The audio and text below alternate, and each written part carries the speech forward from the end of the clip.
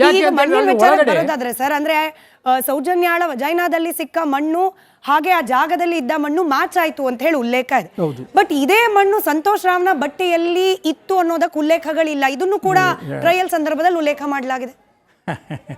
Santosh Rao was arrested 11th. ಅವತ್ತೇ ಸೌಜನ್ಯಾಳ body ಸಿಕ್ಕ ದಿನವೇ ಸಂತೋಷ್ ರಾವ್ ಅಲ್ಲಿ ಸಿಕ್ಕಿದ್ರೆ ಅವನು ಅದೇ ಬಟ್ಟೆಯನ್ನು ಹಾಕಿಕೊಂಡಿದ್ದರೆ, ಅವನರಲ್ಲಿ ಮಡ್ಡಿದ್ದರೆ ಡೆಫಿನೆಟ್ಲಿ ಆ ಮಡ್ಡು ಟ್ಯಾಲಿ ಆಗ್ತಿತ್ತೋ ಏನೋ.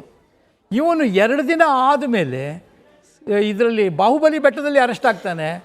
ಮಳೆಗಾಲ, ಆಮೇಲೆ ಅಲ್ಲಿವರೆಗೆ ಇವನು ಸ್ನಾನ ಮಾಡಿದೋ ಇಲ್ಲೋ ಗೊತ್ತಿಲ್ಲ. ಇವನು ಇದು ವಾಂಡ್ರಿಂಗ್ ಅನಿಮಲ್, ಇಲ್ಲಿಂದ ಅಲ್ಲಿಗೆ ಚಲಿಸುವ ಜೀವ, ಮಳೆಯಲ್ಲಿಯೇ ಚಲಿಸುವ ಜೀವ, ಹೆಚ್ಚೆಗೆಮ್ಮೆ ಹೇಳಂಗೆ ಇಲ್ಲ, ಮಳೆಯಲ್ಲಿಯೇ ನಡ್ಕೊಂಡು ಹೋಗ್ತಾನೆ. ಅಲ್ಲಿ ನೋಡಿ ಮಳೆಯಲ್ಲಿಯೇ ನಡ್ಕೊಂಡು ಬಂದಿದ್ದಾನೆ. ಸೊ ಇಲ್ಲಿ ಅವನ ಮೇಲಿರ್ತಕ್ಕಂತಹ ಮಣ್ಣು ಟ್ಯಾಲಿ ಆಗಬೇಕು ಅಂತ ಏನೂ ಇಲ್ಲ.